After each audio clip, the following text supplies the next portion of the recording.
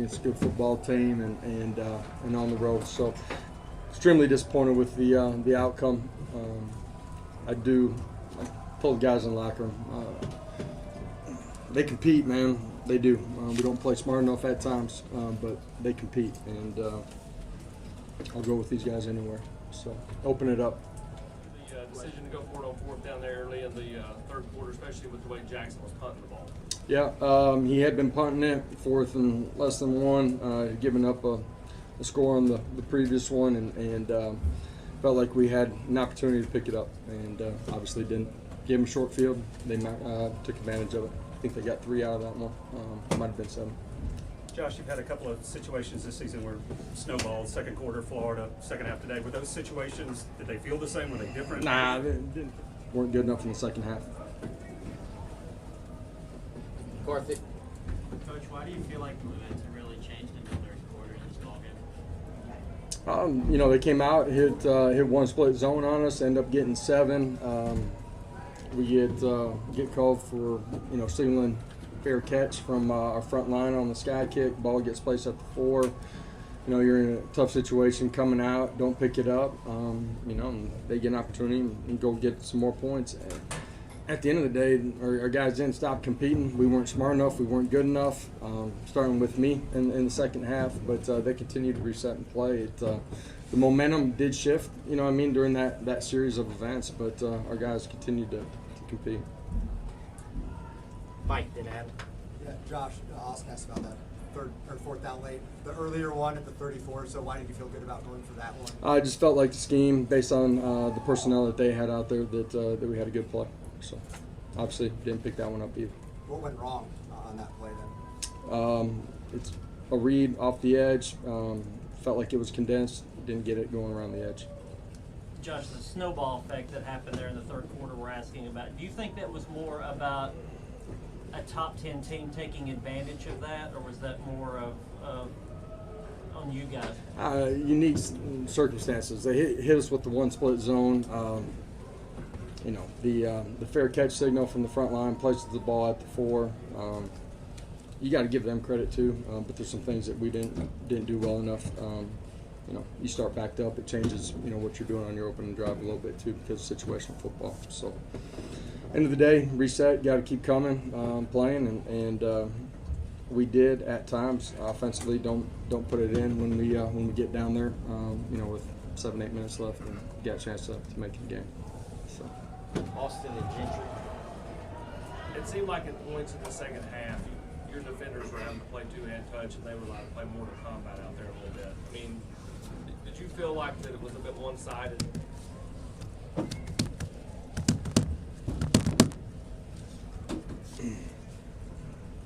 Gentry.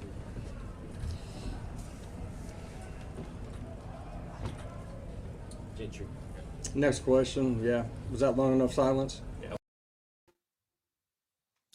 Good morning, fam. What's up? Kyle Henderson, Bama football on YouTube.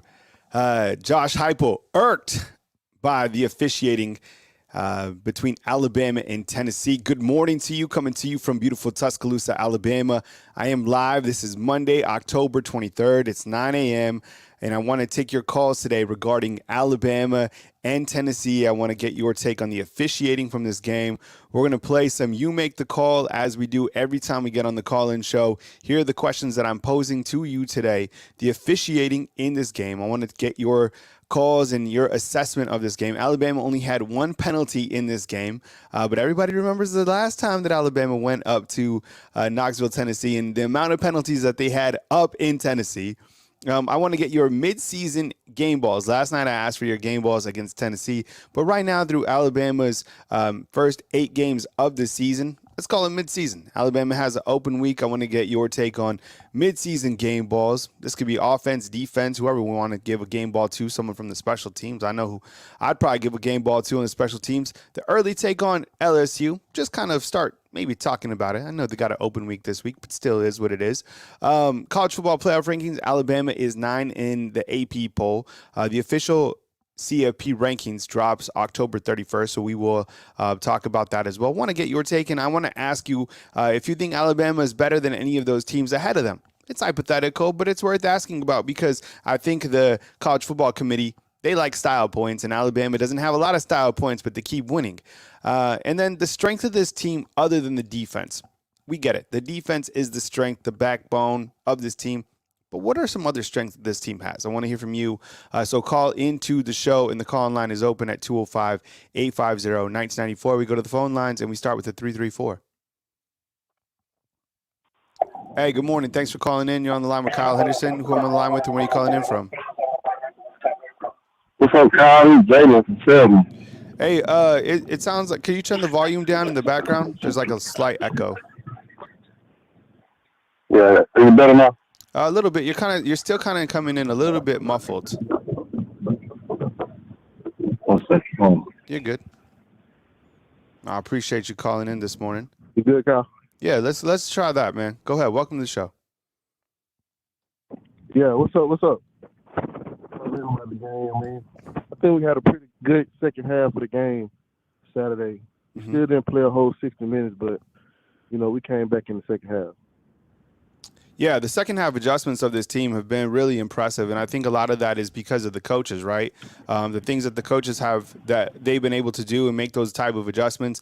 I thought there was a funny tweet, and I said this yesterday, that Miss Terry was seen leaving the locker room, like that she went in and fired up the team. Whatever it is, they're able to make adjustments on the fly, and to outscore Tennessee 27-0 in that second half was really impressive after going down at the break 20-7. And the thing is they came out, and the good thing was they got the football back, but there was a quick burst by Jace McClellan, followed by a big touchdown pass to Isaiah Bond, which I thought was just what they needed to get some momentum back. But those second half adjustments have been great. Yeah, for sure. And then I thought, and I was saying earlier as well that, the biggest momentum changer for me in that game was when Alabama was able to get that fourth down stop. I still don't understand why Josh Heupel went for it on 4th and 1, in their own territory. Yeah, I kind of questioned it too, but I kind of have a feeling that he would go for it. I mean, if you get it, it's not like, you're still going to have to move the length down the field. I don't know at that point if you're, going to potentially, maybe the obvious goal is to put points on the board, but still I just felt, a punt, and you field position, you still have some momentum, whatever the case is. So I wanted to play You Make the Call today, and I wanted to ask everyone that calls in about the officiating in this game.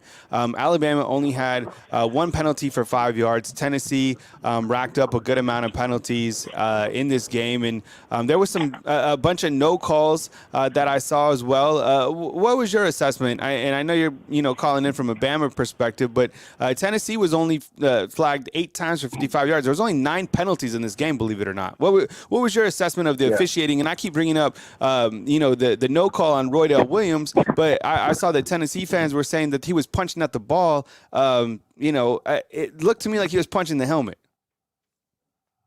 Yeah, he punched the helmet. I feel like the officiate, they let the guys play for the most part. They let the guys play. Alabama didn't make too many mental errors as we have been making, but this is how I feel about the officiating. They let the guys play. Yeah, and look, and I agree with you. To only have an SEC game 3rd weekend of October with 9 penalties, that's fine, and I get it. And Alabama has been penalty plagued, but with that said, these are things that they have been working on, and we're seeing that kind of the fruits of that coaching, because the pre-snap penalties almost eliminated completely. And then also with that, Alabama, and I don't know if and this is something that we really haven't talked about, but the snaps over the last 2 games, they've improved a great deal. And I get that Alabama's playing at home, so it's easier to, kind of calm the crowd down when Jalen is, commanding the offense. But I think Seth has really improved over the last 2 games. We haven't really given Seth a lot of credit. Would you agree with that? Yeah, he's getting better. Getting better every week. Yeah. I feel like everybody's getting better every week. So, as long as he keeps the snaps right, it'll be good. What about who would you give out some mid-season game balls to? Offense, defense, special teams? Who you got? Well, one, of course, goes to Will Riker. Has to. Just being solid throughout the whole year. Has to go to Will Riker. On the defensive end, maybe Chris Braswell and Dallas Turner, man. They've been playing amazing. Offensive game ball. I feel like it got to go to Jalen Miro. I mean, I just feel like he's been improving every week. You know, getting better. So, and also being a leader. So I feel like he has to get the game ball for offense. What is your early take on LSU? I know Alabama's coming up on an open week this week, a good time for the open week. And the thing that I like about Alabama is they're relatively healthy. So you have a healthy team that is able to just rest your body, kind of rest your mind. You stay away. The most important thing, in my opinion, during this open week is you stay away from the outside noise. You stay away from, kind of reading into the fact that you have won 6 games in a row, that you are unbeaten at SEC. Like, you have to win every single game from here on out, and you have to prep for a very good LSU team. So what's your early take on LSU? I know we even had some fans watching inside from the Big Easy this morning, but what's your take on, your early thoughts, early take on LSU? Well, I mean, I think LSU has a great offense, man. Jaden Daniels is playing amazing. Yeah, 100%. Malik Neighbors. I mean, Brian Thomas Jr. I mean, they're playing great. They have a great offense. We're going to have to put some points up, man. That's how I feel. We're going to have to put some points up. Our defense is good, but we're going to have to put some points up, too. And the thing is, with that said, you got to put points on the board. Someone last night on my show said you got to score over 35 points to beat LSU. I don't know if there's a magic number. I kind of agree. Right? Yeah. I don't know if there's a magic number to beat LSU, but I'll tell you what you can't do, and you can't play from behind against LSU. Yeah, like this whole and that's the concerning thing, and everybody can keep saying, got to play 4 quarters, got to put it together, for 60 minutes. Yeah, you do, but you cannot play from behind against this LSU team. They will beat you. They will beat Alabama. If they get out, they're going to be tough. Yeah, because like we can't come out the game. We let them get on the field first. They drive the ball or whatever. And then we come out our first 2-3 drives, we don't move the ball, we can't score, we can't do that against them. Yeah, and that's kind of been the case. I mean, it seems like if this was a boxing team, Alabama comes out and it takes them too long to land a blow, right? You never really see this team just go down the field with a knockout blow. Like Tennessee came out and those plays were scripted and they punched Alabama right in the mouth. Like from the get-go. Yeah. And that was a great throw and catch by Milton to the receiver. My goodness.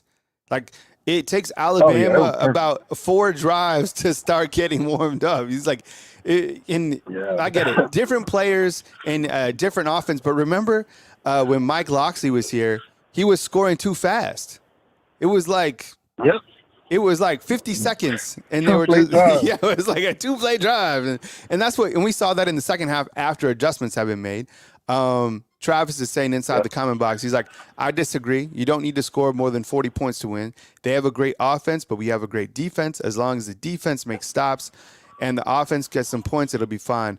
Yeah, and that's a good point because the defense is capable to go toe-to-toe with anybody. And think about who the defense has already gone against this season. Steve Sarkisian in Texas. Yeah. They already went against Lane Kiffin and that offensive mastermind. They went against the weapons at Texas A&M on the road, right? Like those wide receivers for Texas A&M were really good. And then the Tennessee wide receivers, they were a lot better than I thought they were going to be too. And then they split the field 53 yards down the field.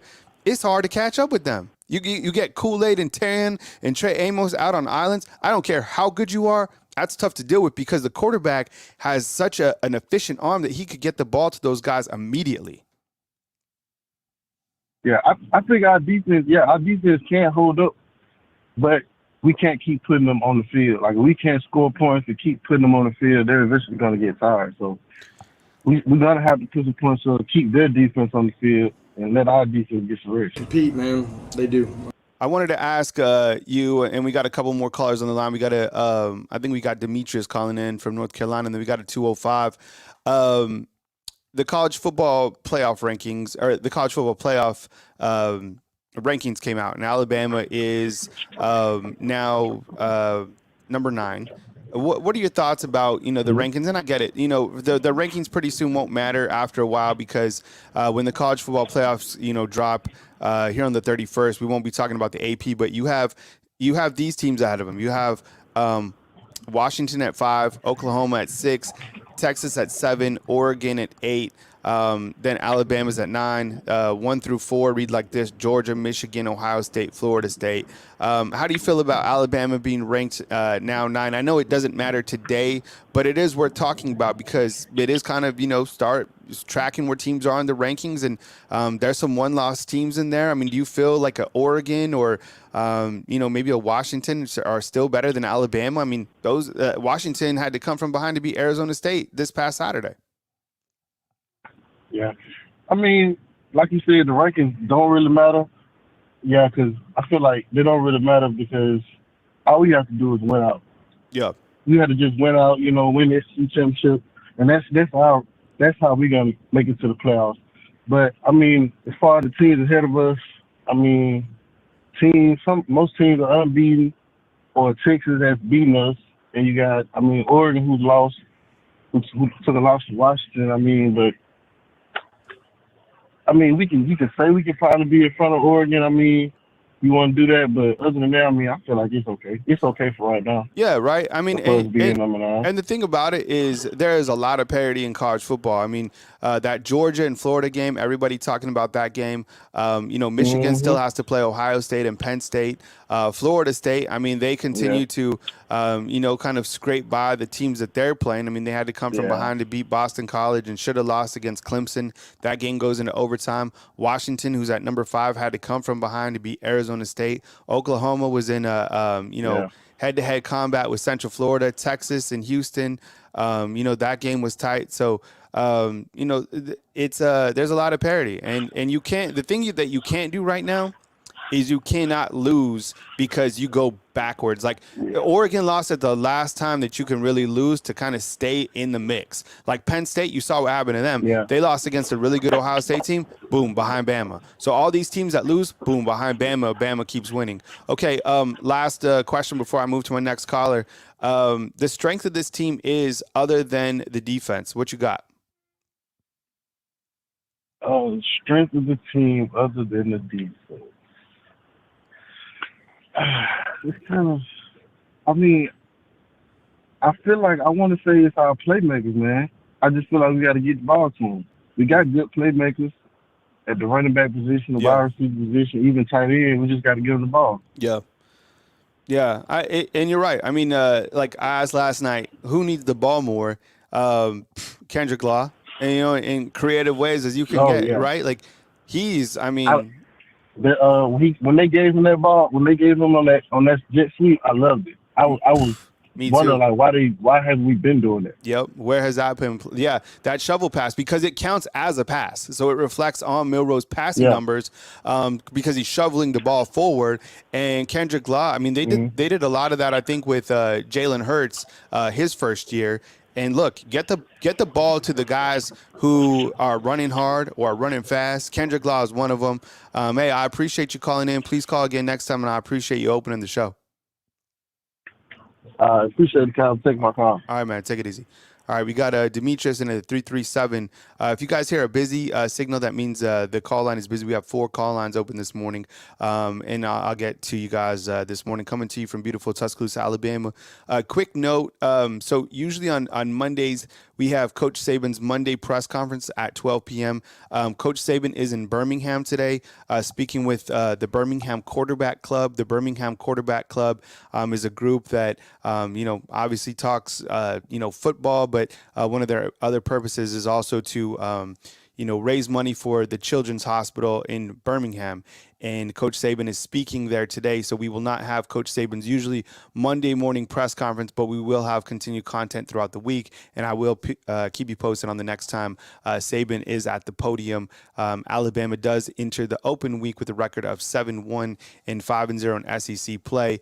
And with that said, we go right back to the phone lines, and we'll take Demetrius. Hey, Demetrius, what's up, man? Good morning. Thanks for calling in. I appreciate you joining us. Hey, what's going on, Kyle and family? What's up, man? Good morning to you. I appreciate you calling in, man. Let's dive right into it.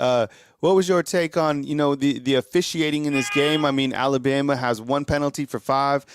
Tennessee has 8 for 55. After the game, Coach Heupel was asked about the officiating, and he just tapped on the desk, and he was pretty pissed off, and he just tapped on the desk, and he was just like, next question. What was your take on kind of the officiating in this Alabama versus Tennessee game? I think it was probably better than the last time Alabama and Tennessee played up in Knoxville.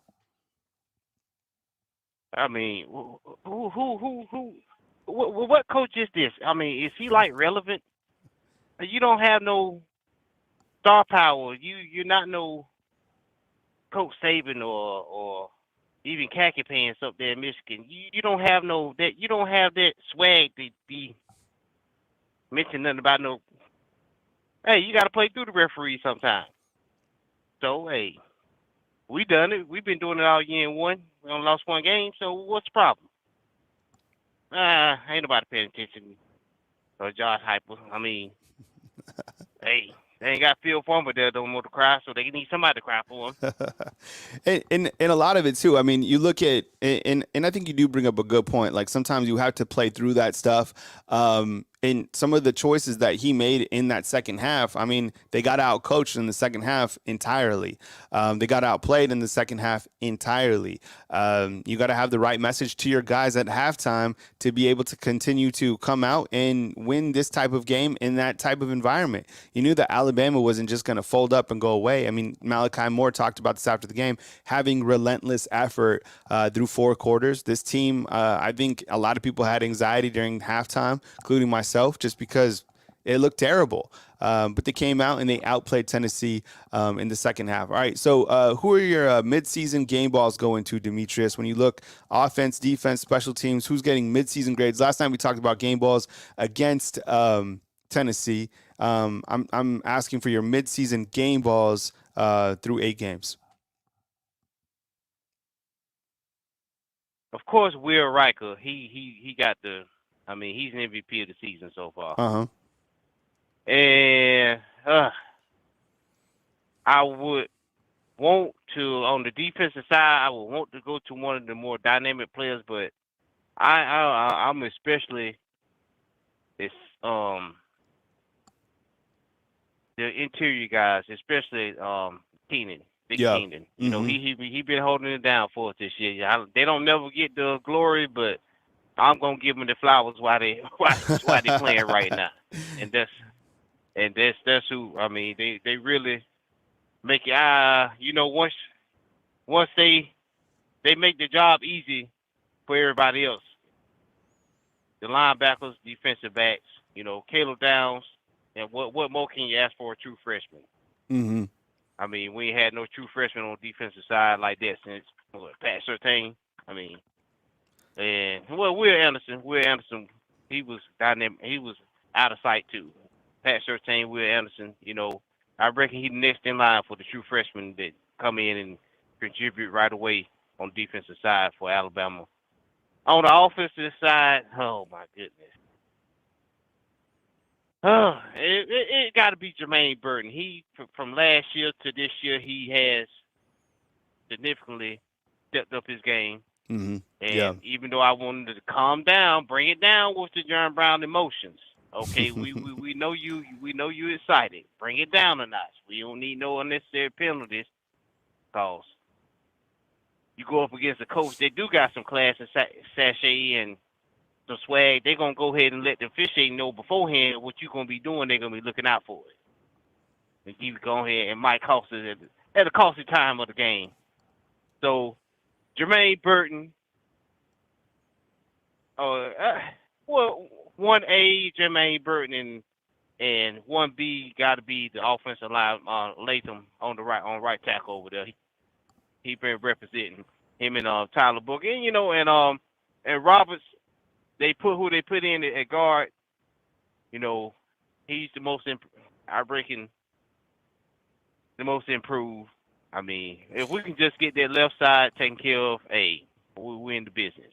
Yeah, and last night I showed the Pro Football Focus grades, and I'll throw the Pro Football Focus grades up. Caden Proctor graded out at 77, which was his highest grade of the entire season. So Caden Proctor's 2 best games against Mississippi and Mississippi State and against Tennessee. So considering that Tennessee's defense has a really good pass rush, I thought that was really impressive to show out. So yeah, Gelato, I will post the Pro Football Focus grades here in just a second. Okay, Demetrius, early take, early outlook on this LSU game. Our offense have to stay on the field. We can't have no stall drives because that quarterback at LSU, if he get up to only 2 scores, even if it's 10 by 10 points, it might be a massacre. Mm-hmm. Trying to play from behind with them. I mean, I ain't saying we can't do it, but I don't want to see it. And that comes down to the left tackle and Jalen Milroe decision makers, whether he gonna be decisive on running the ball or where he can hit the receivers coming out the break or throw a receiver open. We cannot have stall drives. This 3 straight drives stalling and all that stuff is not gonna work. Yeah, 100%. I mean, you gotta pick up first downs. You gotta keep the chains moving. Even if you just get into the red zone, you put points on the board with Will Reichard, like points on the board and continued drives that can be sustaining instead of this 3 and out, and instead of these have to make up at some later part in the game. Like you got to be able to put together these really strong drives against LSU because their offense is too dynamic. And despite how good Alabama's defense is, like they're going to get theirs. I mean, that's just the way it is. So we know that. So big plays on defense are going to spur the momentum. The great thing is that this game is at Bryant-Denny Stadium this year, considering, Alabama is, still considered a younger team. This is going to be a very difficult game. That quarterback might be the best quarterback in the land, and it's going to be challenging. Okay, so college football rankings. Alabama is ranked number 9. Number 5 is Washington. Number 6 is Oklahoma. Number 7 is Texas. Number 8 is Oregon. Up at the top, Georgia, Michigan, Ohio State, Florida State. What's your take on the rankings so far right now? I know it doesn't matter as of today, but we're starting to get to that point where the college football playoff rankings do matter. And I know college football is strange because a group of people go into a room and they choose the 4 best teams. I think if you asked anybody in the world right now who are the 4 best teams in college football, Alabama's not one of them. They're not making it unless they continue to win. But what's your kind of assessment on the rankings? I personally think that Alabama's better than the Pac-12 teams and the ACC teams, but that's just my personal opinion. What do you think about Alabama being back in the top 10, being number 9 in the college football rankings? Well, I hope they kept him out of the top 10. They give him something else to motivate them. And feed into the rat poison of we back and no, y'all long way from being back now. But as far as how can I say it? They looking to keep Alabama out of it, and it's like a gift and a curse, because if they do keep them out, some other school gonna get in, but they're not gonna have the playoffs. Not gonna be. TCU was a total embarrassment for them putting them in there last year. Mm-hmm. Yeah, absolutely. I mean, and this is what they asked for. Mm-hmm. I mean, they keep no disrespect to Deion Sanders. I know he's kind of been the head coach at the spotlight of the college football world, but look over the years how many rules and how many situations have been changed. Just simple fact, because of one coach, Saint Nick Saban. Mm-hmm. From recruiting to the playoffs, we don't want to see Alabama in the playoffs again like they did LSU. We proved that we were the better team, the best team that year. Mm-hmm. We don't want to see that. We will come up playoff for. Now you done went to it. When they gonna implement the 18 playoff? Mm-hmm. Be careful what you ask for, because they wanted this. Now you gonna keep Alabama out the playoffs. You just gonna make it rougher for you whenever the 18 playoff, because they're gonna get in every year on the 18 playoffs. That's automatic.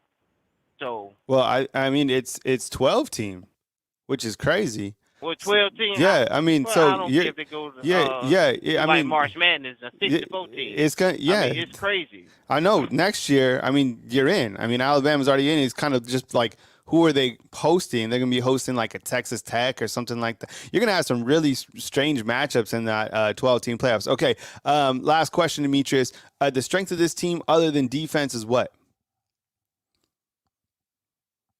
Oh, of course, the kicking game. Yeah. Whether it be field goal or the punting team. That's the. Which I is mean, great. Burnham Which is keeping great them- because, like, if you Yeah. have a solid special teams and you have a solid defense, you're in a good position to be It can, pretty. yeah, You it can could, offset. It can offset. Yeah. yeah. Offset a drive that's stalled out. It can. Yeah, you It could flip put the you- field. I mean, it puts you like some of these offense. early season drives or early game drives by Alabama, there you go. James Burnham can pin you inside the 5-yard line, and then you have an elite defense that can put pressure. So I think you're absolutely right. Hey, Demetrius, I appreciate you calling in, man. Thank you so much for the continued support, and please call again next time. All right, roll tide. Roll tide to you. All right, that's Demetrius. We have a 337, a 850, and a 601 inside the call queue. Get to you guys in just a second. Let me know. Give me a thumbs up if you guys want to see the Pro Football Focus grades, and I'll post them on the screen and walk you guys through it in case you missed them from last night. Kyle Henderson, the Bama Football on YouTube. I appreciate you guys hitting the subscribe button and also hitting the thumbs up button. Thank you very much for being here. If you guys could become fan funders, that would also be great. Hit the join button. If you're on mobile, and Jonathan, you could tell how to become a fan funder. Jonathan just joined last night.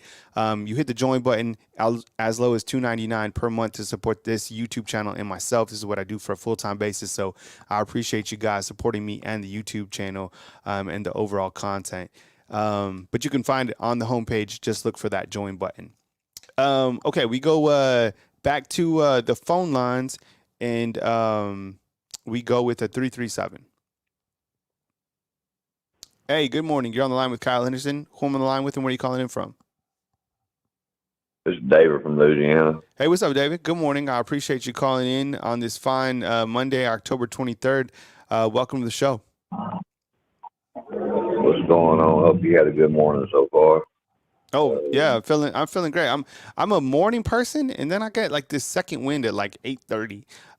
So you know that's kind of it. But you know, we're playing You Make the Call. Your take on that officiating from last night's game or Saturday's game? It was both ways. There were some things that they missed against Alabama. I'm not gonna lie about it. I'm an Alabama fan. I see it. And, you know, Jermaine Burton, when he caught that touchdown and he double kicked that defender that tackled him in the end zone. I'm telling you, that dude, he needs to chill out. Y'all go back and look. If you don't believe me, go back and look. So there's a lot of Alabama fans on Facebook that were posting it in these groups. He's fixing he needs to chill out big time. But overall, I was happy with one penalty for 5 yards. It was a great game. One of those that I thought I was going to have to go into the hospital from a heart attack, especially whenever it was getting beat down like we were, and we can't do that against this LSU team. There's just no way we would ever come back if we were that far down. They've got a great offense. I know they really hadn't played nobody worth a flip defensively yet. I mean, when they played Army, you know, I mean, they ain't ranked but 79th in the nation in total defense, and they haven't played a team yet in the top 25 in defense yet. And, you know, Alabama's ranked number 15 or number 14 in the nation in total defense. Mm-hmm. So I think the highest grade they have in total defense that they played against would have been Arkansas so far, which was ranked number 37 in the nation. You know, their record doesn't show nothing for Arkansas, but defensively they're pretty good. You know, they've held everybody within a few points, you know, and who knows what happens next year with Arkansas. They might end up being one of the top teams in the country. Well, they're going to But have to find overall, a new offensive coordinator because they fired Dan Enos yesterday. yeah, I saw that. Yeah. Yeah, I saw that. That's something else. And the thing I'm about glad they it is didn't like, fire. as bad as things are for Sam Pittman, you would still welcome him with open arms back to Alabama to be the offensive, maybe like even like an assistant head coach / offensive, line coach, something like that, because he has a wealth of experience. It's just like Arkansas, things aren't going well for him, whatever. But like Coach Saban did try to hire him before. Right. And then Arkansas beat him to the punch. I know Arkansas, they probably, he's still, it's been tough. They played a tough schedule, whatever. But I think that, things clearly trending downwards, for the Arkansas Razorbacks, and letting Dan Enos go, was, kind of the first sign that things are really, really bad over there. Give us some midseason game balls. We're talking, it could be for someone from the offense, someone from the defense, special teams. Who you got, David? Well, as far as game ball, I would have to go with the top playmaker, in my opinion, on defense would be Chris Braswell. He's already had 2 interceptions, I think, or 3 interceptions this year. Couple forced fumbles. He's just been playing lights out. He saved a possible tie game.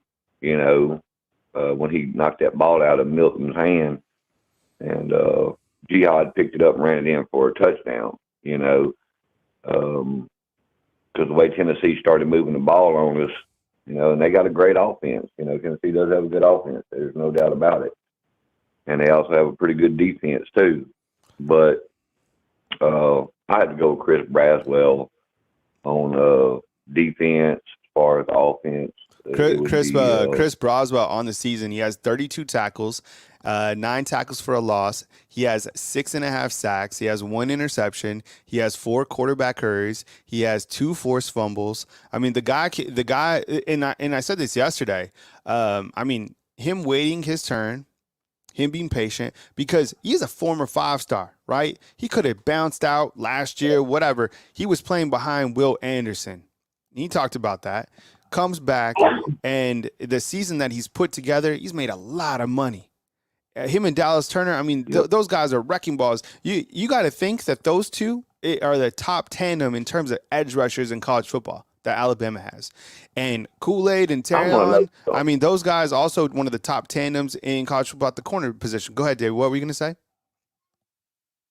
And Trey Amos, he done good stepping in for Terrion Arnold. But I also want to know, during the COVID year, what these some of these guys, I don't know if it was just for the seniors or if it was also for freshmen, sophomores and juniors as well.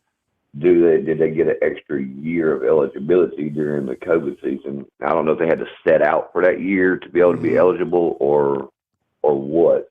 Because it'd be amazing if some of these guys that are seniors could come back a 5th year or, 1 more year. I don't know how that worked, because I've seen some guys that were, COVID eligible. And, but it would be awesome if we could bring a lot of these guys back, because I was kind of curious on that, because some of these players that have not performed well that will be eligible for the draft, I feel like they would probably want another year to prove themselves, because this year ain't been too hot for us on offense. This is the first time in a long time that I've seen offense not have, multiple 100-yard games in the rushing game. It's just been crazy this year. Defensively, we've been on money, but offensively, we've been, just patty caking our way through it, and we can't do that coming up. the rest of these games. Yeah, kind of getting to my next point. We're on with David from Louisiana. Early look on that LSU game. I know you're in Louisiana. You're close to the situation. Give us a quick early take on LSU Bama. Man, oh Lord have mercy. This is one of the most stressful games of the year for me, period, because me being in Louisiana, being an Alabama fan, and the rest of my family are LSU fans and all that. Alabama's going to have to contain Daniels. You know, I mean, they done good against Milton, but Milton did also have, and Milton's not even close to the athlete that Daniels is, in my opinion. And Milton had several long runs against us, you know, and if we can't contain Daniels with his feet, it's going to be one of them games that could get away from us. And our offense has got to move the ball. It doesn't matter what it takes. I mean, if we're fourth in inches or something, I mean, I know it sounds stupid, but get behind the quarterback, get your two big defensive guys or something behind the quarterback and push him that, you know, extra little bit through the line or something. It's gotta have something against this LSU offense. Their defense, I'm not worried about. They don't have much of a defense. I've seen a report where they possibly lost another one of their corners, Zai Alexander or something like that, with a ankle injury that could possibly be out for this game coming up, you know. But if we can move the ball efficiently against LSU's defense, which I believe we can, we've seen what happened with them against Arkansas and Ole Miss and, you know, other teams they played this year. But how they could move the ball against LSU. But defense is the main thing. If our offense can't move the ball, keep our defense out there on the field like they did, not this week, but the week before, who was that we played? A&M. They get gassed, and we can't have a gassed defense against a high-power offense such as what LSU has. And they do have a good offense. They're ranked number one in the nation right now in total offense. And but I mean, of course, they hadn't played really that, you know, good of a schedule, in my opinion, kind of like what Alabama has so far. What do you think about the college football playoff rankings? And before you get to that, Webbs is asking, what happens if Washington, Florida State, Oklahoma, Michigan went out? I'll show this in a second, but Brett McMurphy, who has college football bowl projections. Let me see if I can just get this up on the screen real quick. Here we go. Can you guys see that? Okay, let's see. These are his bowl projections as of October 23rd. And you can find this at the Action Network. I'll make this guy's full screen. Give me 1 second, David. Let's see. So the college football bowl rankings or projections look like this from Brett McMurphy of the Action Network, and he has the Rose Bowl, which is a playoff game, Michigan and Florida State, and this is as of today, Michigan being a 5.5 point favorite. He has Georgia and Texas in the Sugar Bowl. That would mean that Georgia is able to win out, and Texas is able to come back and win the Big 12 championship, beating Oklahoma. Remember, those two teams would probably play again. Michigan winning out. Michigan still has to beat Penn State and Ohio State. Florida State has to win the ACC and the rest of their games on their schedule, including a late season showdown with Florida. His New Year's top six includes the Verbal Bowl, which would be Oregon and Arizona. I'm sorry, Air Force. I don't know why I said Arizona. And then he has in the Chick-fil-A Peach Bowl, he has Oklahoma and Notre Dame. And then you have Cotton Bowl, you have Washington and Alabama, and Ohio State and Louisville. So that's how he has it right now. So that would be, you know, those are some early season kind of projections, but, you know, I don't know if any of that, you know, takes place or whatever, but that's kind of some bold projections for you. Hey, David, so your thoughts on Alabama being ranked right now number 9 in the college football playoff rankings? Well, I thought we'd move up more than what we did, considering how, Texas played and Washington played and some of these other teams above us, barely winning against some teams, the teams they played. But as of right now, it doesn't bother me. I would like to see us move up, but it really doesn't matter right now because, the poll committee, they're the ones who's going to make the final determination. And I've said that several times, it's getting to the point where style points matter, against anybody we play.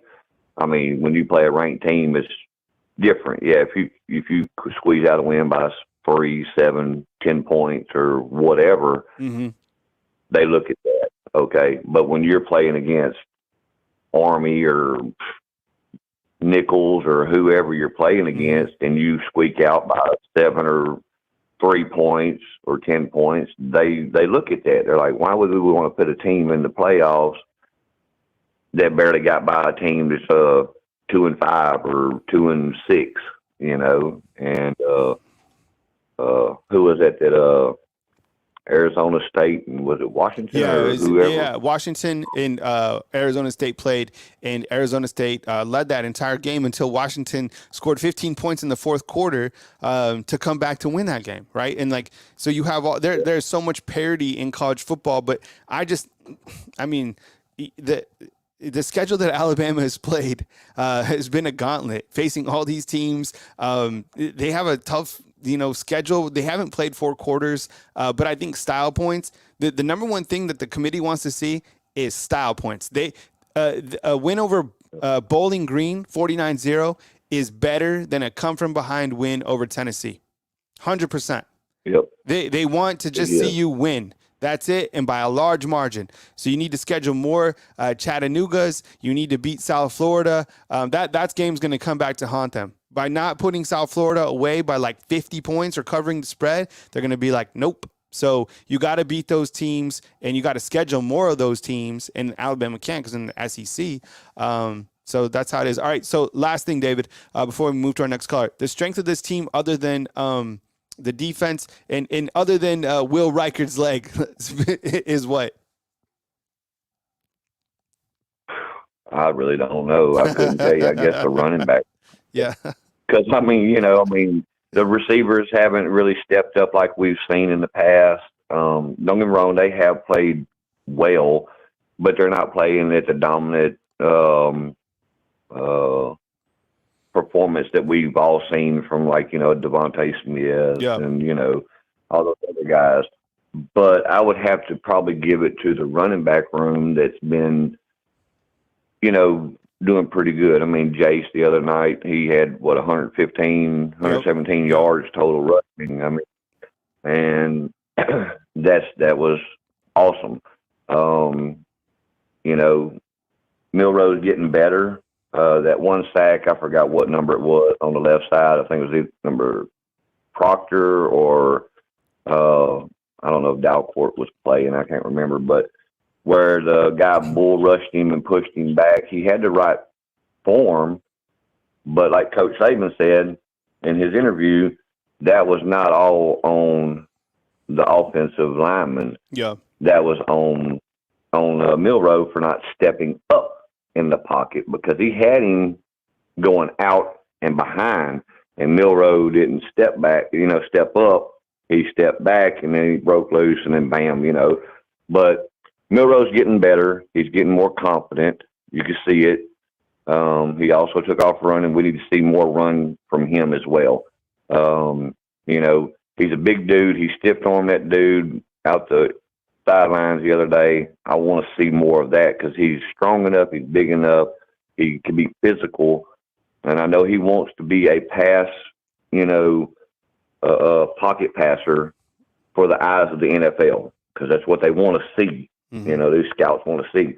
But if he can dominate both factors of the game, in the pocket, as well as use his legs, which is to me, his second strongest strength, other than his long ball, his deep ball, because he's accurate too at times.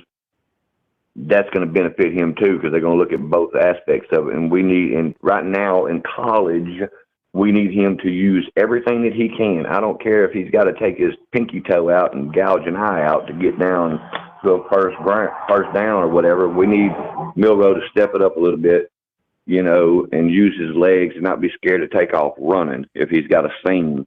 And there were several seams that I seen him have the other day that could have put it lights out way deeper than what we did in the second half. But this game against LSU, we have to have a team that plays not the third and fourth quarter like we did against Tennessee. We got to have them play the third and fourth quarter in the first, second, third, and fourth. We can't be a dominant team in the first half and then slack off and be a first half team and the second half team, because LSU can come back quick. But anyways, it's going to be a good game. I hope we can pull it out. It's going to be at Bryant-Denny, and the fans are going to be riled up and worked up and pumped up. And we lost our record as far as rushing the field. I don't know if you've seen the video of the idiot that ran out and got smoked, but it was only one person that field, And I think Miss Terry went down at halftime and helped Coach Saban getting these guys behind as well. We need to put her on the sidelines too. But anyways, with that being said, everyone, y'all have a blessed week. Don't forget tonight, Coach Smook and them will be on, I believe, tonight around 7 o'clock. Yep. Y'all sign in to watch them. And with that being said, God bless everyone. God bless the United States of America. And God bless Israel. Roll Tide. All right, roll tide to you. Take it easy, David. All right, that was David, Louisiana. We got an 850-601 and a 919. Thanks for being patient. I'll get to you guys in just a second here on Bama Football on YouTube. Kyle Henderson coming to you on Monday morning. Remember, just a quick note, Coach Saban will not be speaking today during his Monday press conference as Alabama is open this week, but we will get another opportunity to speak with him this week, and I will keep you posted on that right here on Bama Football on YouTube. I'm going to be coming to you every morning this week, kind of a beta test. I want to see kind of what the interest level is. It's been good so far. I mean, we've been rolling right through the calls every single morning at 9 a.m. I think, when I look at my schedule, I think this is something that I can fit in, and that I appreciate you guys, continuing to support the channel. Every single day we'll do different takes like this, list 1 through 5. I think later on in the week I might ask you about some of these other teams that are ranked above Alabama, Florida State, Oregon, Washington. Are these teams really better than Alabama? And we'll kind of dive into the numbers, look at the schedules, and get some feedback regarding that. But today, these are the questions posted for you guys. Officiating in this last game, midseason game balls, early take on LSU, college football rankings, Bama back at 9, strength of this team other than the defense. And right with that said, let's go right back to the phone lines, and we got an 850. Hey, thanks for being patient. You're on the line with Kyle Henderson. Who am I on the line with, and where are you calling in from? Yeah, it's Raphael from Florida, Bama. Hey, what's up, Rafael? What's up, Nathan? I appreciate you calling in, man. Welcome to the show, man. Take it away. Okay. Where should we start at? Well, let's do. You make the call. So, these are the 5 questions, and it kind of helps, kind of directing it this way. And I'll just lead off with the officiating in this game, because Alabama has 1 penalty for 5 yards. Tennessee has 8 for 55 yards. After the game, Josh Heupel tapping on his desk. He was pissed off, complaining about the officiating. I posted a viral tweet that pointed out the fact that Alabama's player Roydell Williams got punched in the head. It wasn't called. 8 penalties isn't, monumental. I get it. Some penalties could change the impact of the game. What was your take on the officiating between Alabama and Tennessee? I don't think there was a bad officiating game. Every game they're gonna miss calls. I feel like the way they got beat, it was pretty embarrassing for them. So, you got to look for something. Their coaching was the problem. Yes. So I don't think the officiating was the problem at all. You remember I spoke to you yesterday on Instagram about, sending updates. But it definitely wasn't the officiating. It was going I think they tried 3 4th down tries. Mm-hmm. That was the issue for them. You should have just punted the ball, because you're giving us great field position every time. Yes. Secondly, they did lose one of their best corners. due to injury. And third, we shut down their run game completely. We kind of forced them to try to throw, and when they couldn't throw, Milton tried to run, and we just got the old Joe, man. That's what it was. It wasn't the officiating. Yeah, and you're right. Tennessee was 0 for 3 on fourth down conversions, and rushing wise, Sampson ran for a net total of 28 yards. Small ran for 24 yards, and Wright ran for 22 yards. Milton actually had the most yards rushing with a net total of 59. Right. So Tennessee runs for 133 in that game. Look, it's tough sledding to try to run against Alabama. I mean, this team is built to stop the run. Honestly, Alabama is a run defense stopper. Honestly, like they can stop the run 100%. And then, the secondary, it's kind of up to them to make plays.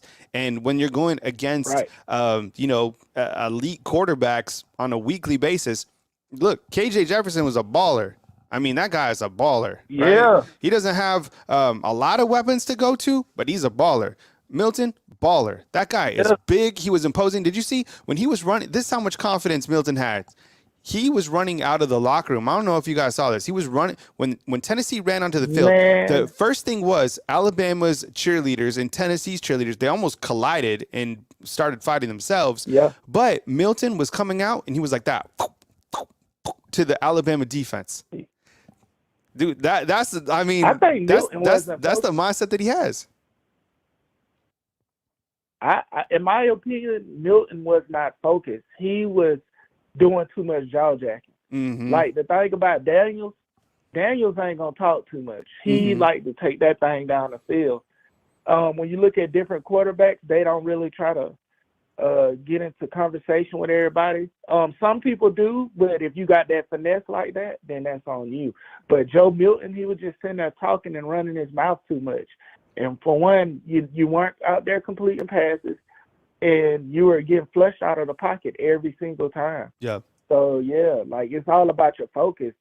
We can look at the amount of penalties on both teams, which we've gotten, 14 penalties and beat teams. With us having only one penalty, that's surprising, man. Like that's crazy. Yeah, like, we didn't even ask Saban about that after the game. I think he would have been even mind blown because one of the things we're like, work on the penalties, and they're like, how about one? What if they got 0 penalties? Honestly, that would have been crazy. Man. Yeah. I mean, when's the last? We've been worried about penalties for 3 years. All right. Midseason game balls. Who's getting midseason game balls from the offense, defense, special teams? Mid-season game balls. Okay. Offense, I got to give it to my man, JB. He is going crazy. He does need to chill out with the temper. Like he talked too much. I ain't gonna lie. Like I like him getting fired up, but stay out of the other team's face. You know what I mean? Because they are looking to keep us out of the CFP. That is their job. Yeah. I don't know if everybody else has observed this, but I've observed it. When the top 10 teams, they know it's not better than Bama. They know this. But what they're trying to do is keep us from winning the last playoff of this sort. They don't want the SEC to win the last playoff of this sort. Because guess what? If we win the SEC championship and then we go, well, let's not even talk about the SEC championship. If we win the CFP, the SEC period, then all the great players stay in the SEC. You know what I'm saying? I feel like it's gonna be they throwing out propaganda to keep us out of. I feel like they throwing out propaganda to keep us from winning this last three-step CFP. That's my opinion. Early take on this. Of course, and we said this before. Look, I mean, last year, the Bama team last year should have made the playoffs. Okay. The two losses, you can't lose twice. Those are the criteria. You can't lose twice, and you got to have style points. Alabama had, I guess you could say, the style points, but they didn't. They had 2 losses this year. They have Right. 1 loss, but they don't have the style points. The thing was that team, that Alabama team that played in the Sugar Bowl last year, that was the best that Alabama played all season. Woo. It was too bad that they waited that long to play, to put it all together, because that team probably wins the national title. Honestly, they played fantastic. Even Jermaine Burton, that was kind of Jermaine Burton's coming out game. That was a preview to what he could do this season. And this season, like I said, I mean the talking. It's like he's got to kind of balance that out to where you could still be an alpha and still have the mentality without getting a personnel foul penalty, because he's probably close to doing that, and it's going to negate some big player, something like that, whatever the case is. What is your early take on Bama, LSU? They have an elite quarterback. Their wide receivers are exceptional. Of course, they're going to challenge Alabama. Brian Kelly, I think he's done a better job than I anticipated him to do at LSU, to be honest. I think that, that's a good team. I watched them against Ole Miss. That was a wild shootout with a lot of points on the board. And I was thinking about this.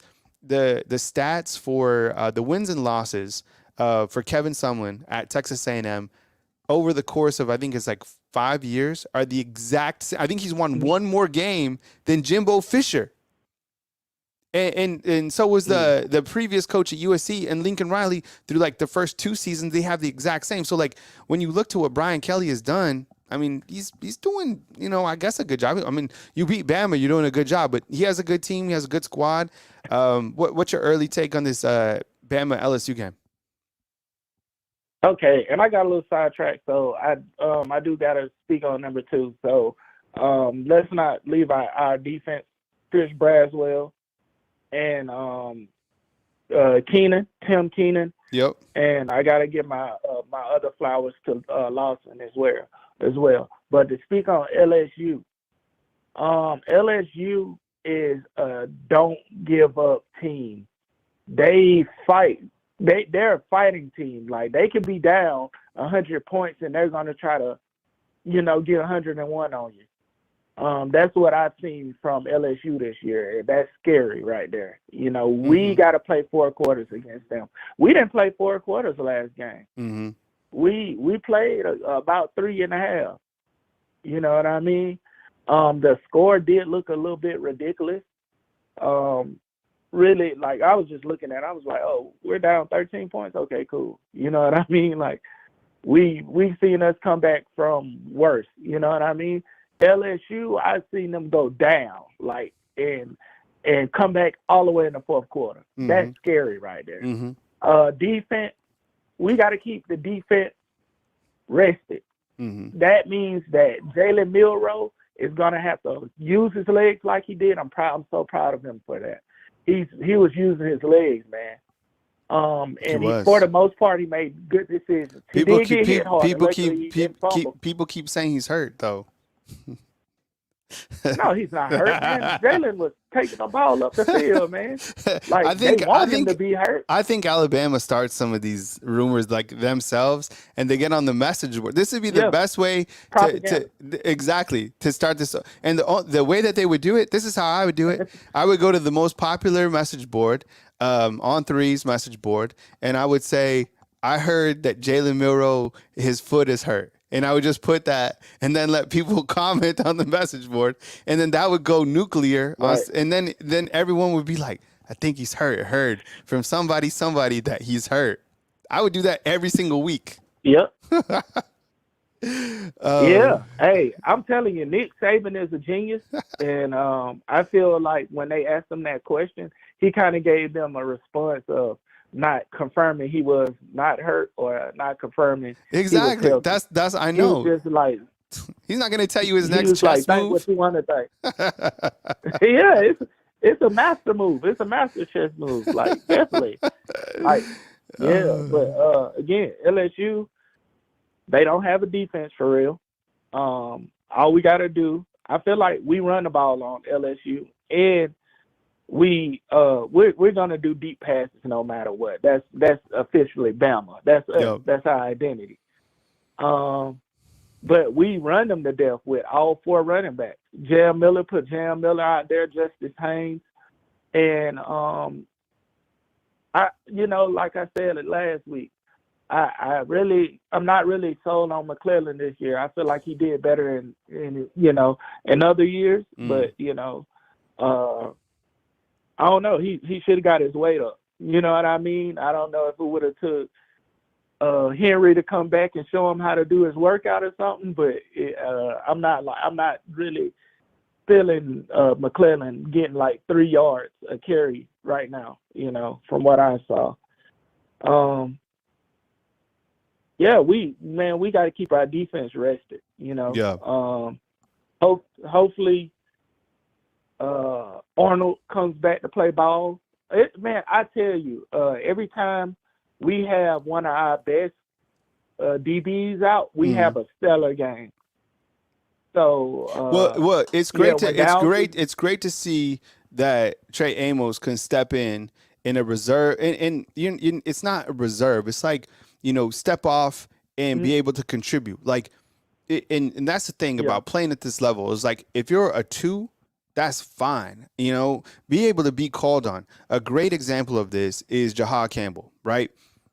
He's not technically like a starter, but he is a starter. He started 2 games, and he's done a hell of a job in those 2 games. Against Mississippi State, balled out, 14 tackles. In a game like this against Tennessee, balled out, scoop and score. He hasn't complained about not being the guy, but he is the guy. You know what I'm saying? And I like that mentality. Yeah. And when you're on the 2 deep, you're 1 play away from being in there, and you have to have that right mindset to be able to go out when your name is called for the team to have, that ability in you. And to your point about McClellan, look, I think that he had a very good performance against Tennessee. Honestly, like I did like the way he ran. He doesn't have. Nobody has on this team. I don't know if Justice Haynes has it because we just haven't seen too many opportunities from him. Jahmyr Gibbs. He's young. Yeah, he's young. But like Jahmyr Gibbs. He's a freshman. He was able to run almost like 8 yards like that. Right? Like he got up the field fast. And where it takes Jace and some of these other guys. Now, Jace is good when he runs north and south, and he doesn't dance around a lot. He runs hard. That's it. That's all you want these running backs to do. Jam Miller runs hard. Jam Miller cannot run side to side. He just needs to run north and south. Roydell Williams does a good job. But Roydell Williams, if you go back and do any of these rewatches, the guy reads his blocks fantastic, honestly. So let's keep moving, though. Early take on LSU real quick, and then college football, and then strength, because I got to move to my next car. Otherwise, we just talk all day here. Okay. So early take on LSU.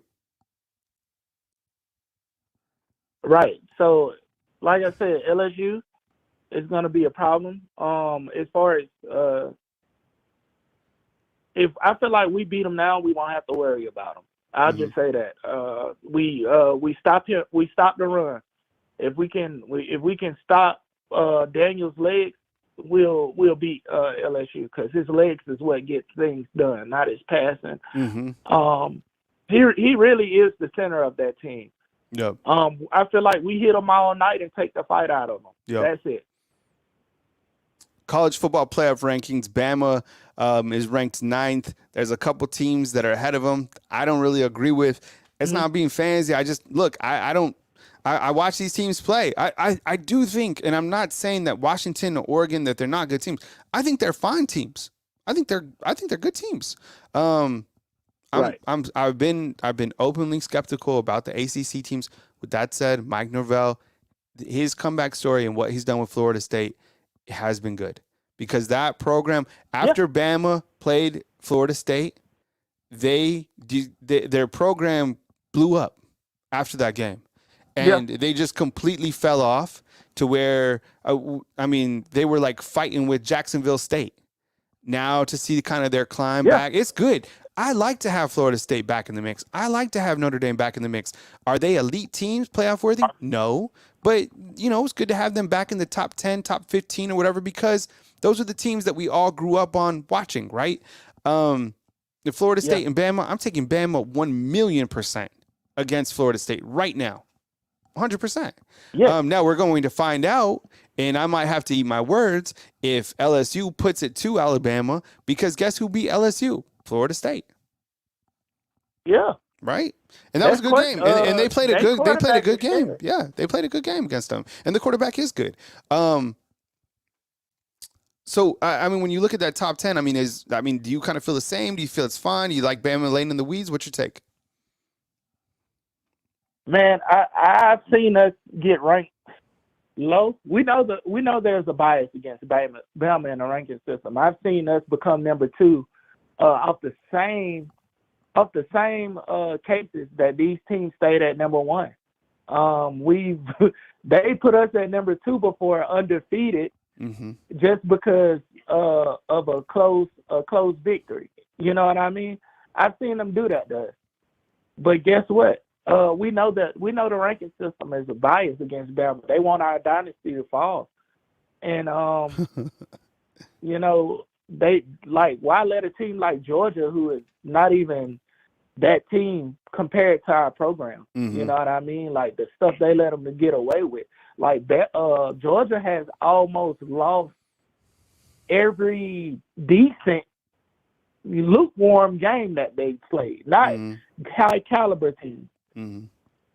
Not high caliber teams, regular teams. Auburn, you know what I mean? They almost got beat by what was that team? It was a undefeated, like a 3-3 team that was like a joke. You know what I mean? So they're getting handed their ASS handed to them by subpar teams. You know what I mean? And now Brock Bowers is hurt. So now, I'm not even sure that they're gonna survive after this. I think. Look, the thing about them is that any of these top teams. There's no dominant team this year. They're also right. I think they're all beatable, including Georgia. And I think depending on Brock Bowers, we're just gonna have to find out. He could honestly be one of the best, if not the best player in college football. When he got going against Auburn in that second half, nobody could stop him. Nobody. The guy is built for the NFL. I had a chance to speak with him during SEC Media Days. Great kid. Really bummed out that he's injured right now because he doesn't deserve that. College football deserves him. He needs to be playing at the highest level. You know what I'm saying? Like, that guy is an absolute monster in every single way. So I hope he gets better sooner than later because, he's like for him personally. But everybody knows he's done enough. But he needs to finish out and continue to get back onto the field. So I'm hoping that he gets back sooner than later. Okay, last question before I let you go. Strength of this team, other than the defense and other than Will Reichard, what you got? The strength of this team, other than the defense and what else? Will Reichard. So you got to go with something basically. Will Reichard. Yeah, because I think those are like the staples. We know that the defense and Will Reichard are solid, but what else is the strength of this team if there's one? There's two. We are always wide receiver youth, regardless of what everybody says. We have several wide receivers right now. Several. You can get caught by Hell. You can get caught by Bun. You can get caught by Burton. You can get caught by Not Black. Yeah. You can get you can get caught by Dupree. Yeah. What do you want? Yeah. You got the pickings are there. You know what I mean? And they're not slim this year. When we won the SEC championship and we lost the CLP, what was wrong? Every wide receiver we had was broken. We are wide receiver U right now. Yeah. And Jermaine Burton has came out as a superpower. Yeah. Yeah. He is a superpower. Yeah. I like this take in terms of the third strength because the wide receivers, you're right. Burton is wide receiver number one, but you can go with Isaiah Bond, 007. He can beat you over the top. Kobe Yeah. Prentice is Mr. Reliable. He comes up when you need it. He has Yeah. very sticky fingers. You have Kendrick Law, who you can give the pass to on a shovel pass, and he can just run right through you. Mm-hmm. You have Malik Benson that eventually he's going to catch, some sort of a long pass. You have Jalen Held, Yeah. the young freshman who can rise up. Ja'Cory Brooks isn't even playing that much, but when he played, he's proven that he can come through in the clutch. Remember the game against Auburn? He might be doing much right now, but, man, when it was crunch time, he came through with a big catch against Auburn. So you can go through the list. How about Amari Niblack? Yeah, the guy's a tight end / wide receiver that can do a lot of damage to you. C.J. Dupree has been dependable. And what about Robbie Hute? Shit, we'll just throw in an H-back too because, they threw a couple passes to him against Kansas State in the Sugar Bowl, and nobody wants to tackle somebody who's 260 pounds. I got to run to my next caller, but I appreciate you calling in, man. And I do have to say this on the end, though. Okay. And I don't know if you noticed this. We've been rotating the hell out of our wide receivers.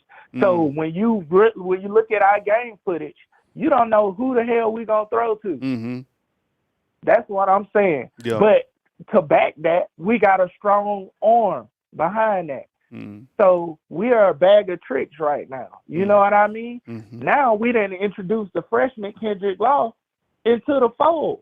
Yep. So you don't know if we're gonna throw slide on you. You don't know if we're gonna reverse on you. You don't know. We just keep on getting open. You know what I mean? Yep. So yeah, that's what I had to say. Like, just be very observant. We're actually pulling out all our tricks at the end, and we're gonna really do that against LSU. Play 4 running backs, and we're gonna play like 10 wide receivers on them. So yeah, roll tide and. Yeah, keep the rank look good. The less we're ranked, the more people sleep on us. So, yeah. All right, man. Roll tide to you, man. Appreciate you calling in. All right. All right, good call. We got a 601, a 919, a 334 inside the call queue. Kyle Henderson at Bama Football on YouTube.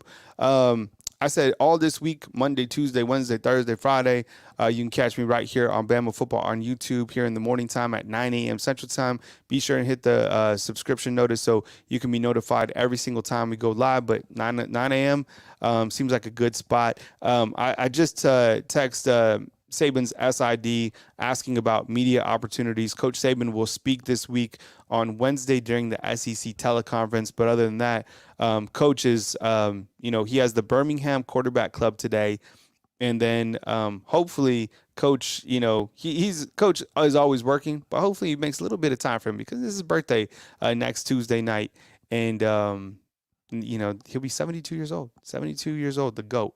Kyle Anderson of Bama Football on YouTube. And with that said, we go right back to the phone lines, and we'll take this 601. Hey, good morning. You're on the line with Kyle Henderson. Who am I on the line with, and where are you calling in from? Good morning, Kyle. How you doing? It's Jay from Pensacola. Hey, Jay. What's up, man? I appreciate you calling in, man. Hope all is well. I want to jump right into it, man. The officiating between this game, a lot of people talking about it. What's your assessment? Bama 1 penalty for 5 yards, Tennessee 8 for 55. I mean, I feel like the previous caller. I mean, I agree. The ref didn't call it something that Bama did, but I agree with you. Like they're punching the head. The ref was standing right there. The ref seen it, but didn't call it. So, I mean, I felt like it was fair. So, I mean, I guess Tennessee fans see it fair that they don't call it a punch, but you want them to call stuff Alabama. I mean, I find it to be fair. I feel like this game they let the players play. That's what they did, in my opinion. Yeah, right. You got to let them play. I know Coach HEUPEL after that game, he was pretty fired up. And, you get a coach after a game, there's a little bit of cooling off time. But, even the reporter was like, it looks like Alabama was playing two-hand touch. And, Tennessee could only play two-hand touch. And Alabama could do Mortal Kombat. It's like, well, Mortal Kombat, I don't know. It's like it's literally to do is getting punched in the head.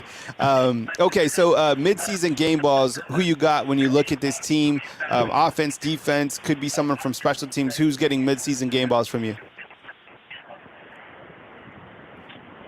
I'm gonna say Jalen Miro. Yeah. I'm gonna say Jalen Miro.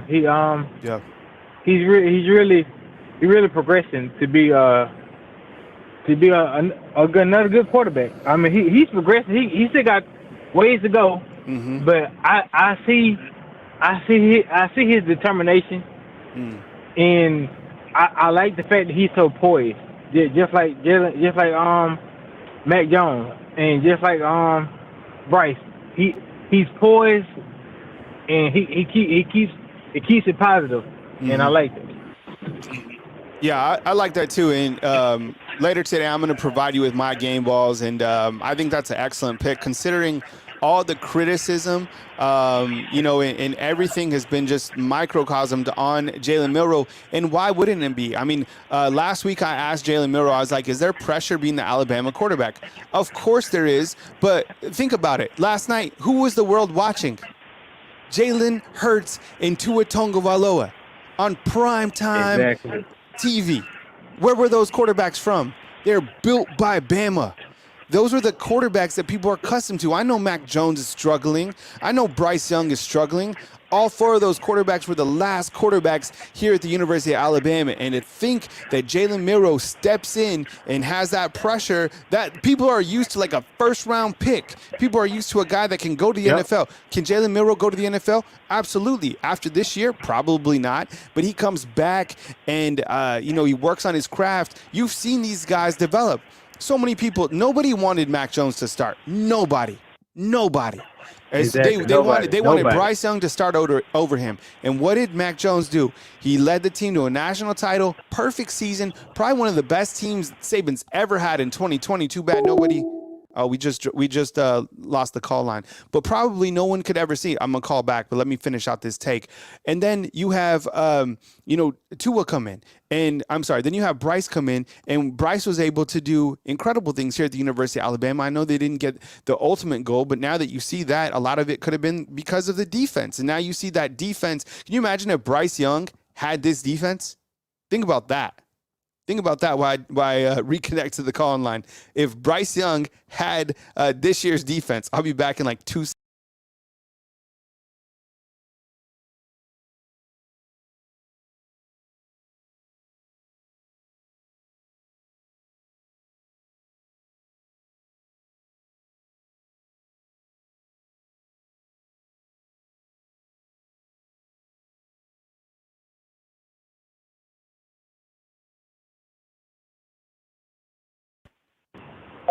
All right, Jay, we're back. Sorry about that. Got disconnected. All right, so we got Jalen Milroe getting your game ball. Your early take on Alabama and LSU. What you got? They need to come up with a game plan for the quarterback run. Quarterback run has hurt us the past couple of years. So I just like the quarterback run is going to be the key thing to stop. Because if we go past him, when he takes off, he's gone. And we got to make sure we stop him. You got to keep him contained. We got to shake him up somehow, some way. We got to shake Jaden Daniels up. If we shake him up, this game is ours. Yeah, that's why I keep saying every week, first quarter turnover. And I know you can't just like automatically get a turnover, but if somehow, some way you get a Jahad Campbell scoop and score, like if that happens in the first quarter, or you get, what would really make the stadium just explode would be like a Kool-Aid pick six. Like in the first quarter, can you imagine if LSU and Bama come out and, everyone's hyping around LSU's quarterback and the first drive is a pick six? That honestly, that sets the tone for the entire game. That's why against Texas, if you rewind, Alabama almost had a turnover in that first quarter. There was like a fumble, and I think Texas got on top of it. Those are the type of plays that you need to come out and make against LSU. And I would figure the game time hasn't come out for that just yet. I think it comes out today. It's a CBS doubleheader, which means it could either be at 2:30 or at 7 p.m. I think that game will probably be at 7 p.m. under the lights at Bryant-Denny Stadium, which would be fantastic. But I'll take it 2:30 anyways. I like games at that time, but I think more than likely it'll probably be at 7. And we'll keep you posted. I'll tweet it out or whatever. Okay, college football playoff rankings. Alabama is ranked at 9. There's a couple teams ahead of them. What's your take on the rankings right now, Jay? I don't. The teams that ahead of us. I mean, as long as, like you said before, as long as when it comes to after Nick Saban's birthday, when it comes to those plague rankings, I feel like if we need some more teams to lose, to be honest. I mean, if the worst case scenario, if we get put in the same situation we did last year with Ohio State, and they chose Ohio State over us, which Ohio State only had one loss. So if Ohio State one loss comes to Michigan again, and they go for them over us again, it's gonna be a shakeup. Just if they would have just put us in instead of TCU, I mean, it would have been a different outcome, in my opinion. I mean, cause how Alabama played in that bowl game, like we needed that Alabama the whole season, but that was also Jermaine's Burton comeout game. Yep. It was just coming. It was the game he showed out at. So 100%. But if I know we could beat Washington, like somebody said that somebody I know Josh Tate was talking about it. He said they were talking about Washington with smoke Alabama. Man, we will finesse Washington. we will finesse everybody that's above us. Yeah. Like if we play consistently. Yeah. Somebody said that. I'm like, man, they don't get that out of my face, man. Washington, you know what? People thought that because I used to, but before I came out here, I used to cover Colorado, so I was used to covering teams in the Pac-12. And Washington had a really good team, and then they ran into a player by the name of Bo Scarborough, and that defense was Washington's defense was good. They were good. No. Like there's a difference between the Pac-12 and the SEC. Period. Like there is. And Oregon, yeah, they're doing a good job. Bo Nix, he beat Alabama when he was at Auburn, another SEC team. That game's crazy. Everybody knows about that game. But there's a big difference between the SEC and the Pac-12. Okay, last thing. Strength of this team other than the defense and Will Riker, what you got? I would say the grit and the mindset. Ooh, the grit and the mindset of this team. Yes. And it's like they don't give up. And when everybody counted them out after they lost to Texas, like they didn't give up. When they played bad against South Florida, they didn't give up. And they're consistently getting better and better. And see, a lot of people get it wrong. They want to compare this team to past Alabama teams. This is a totally different team. You got totally different leaders. So the mindset of this team needs to be to make this different. Make the Alabama team different than the past Alabama team. Don't worry about what they did in the past. You have to focus on what they have going on, and to get better at what they're doing. And I, in my opinion, I feel like we should go like with the two running backs. I feel like we should go with that set, or we should. Tom Reese needs to. He needs to have a full quarter. A lot of people put it on Jalen Miro, but Tom Reese needs to have full quarter of good calling. Yeah. They want to put on the team. I don't like these screens that they like. I want screens, but I don't like the design of the screens. They were like misdirection type screens where the quarterback, like Jalen Miller, was faking and coming back and then throwing the screen. No. That's not the screen we want. We want basically a screen to where you have the offensive lineman just simply get out in front and your running back sneaks out in front and you dump it to not Jace McClellan, not Roydell Williams, but guess who? Just the Saints. Exactly. I'm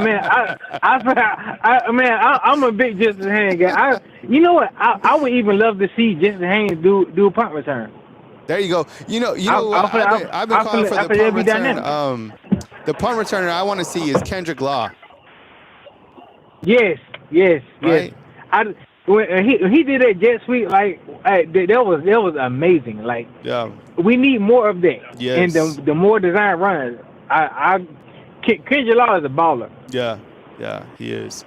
All right, Jay, I got to move to my next caller, man, but I appreciate the support, man. Please call again next time, and I'll catch up with you soon. Have a good day. Roll Tide. All right, roll tide to you, man. All right, we got a 919 and a 334. We'll just jump right into it. 919, let's do it. Hey, thanks for being patient. I appreciate you. Kyle Henderson, who am I on the line with and where are you calling in from? Kyle, what's going on? This is G from Raleigh, man. What's up, G? I appreciate you calling in this morning, man. The officiating, everybody's talking about it. Alabama 1 penalty for 5. Tennessee 8 for 55. Josh Heupel thinks that that was a major difference in the game. Callers today have been saying that Alabama basically just outcoached Tennessee in the second half. What's on your mind, man?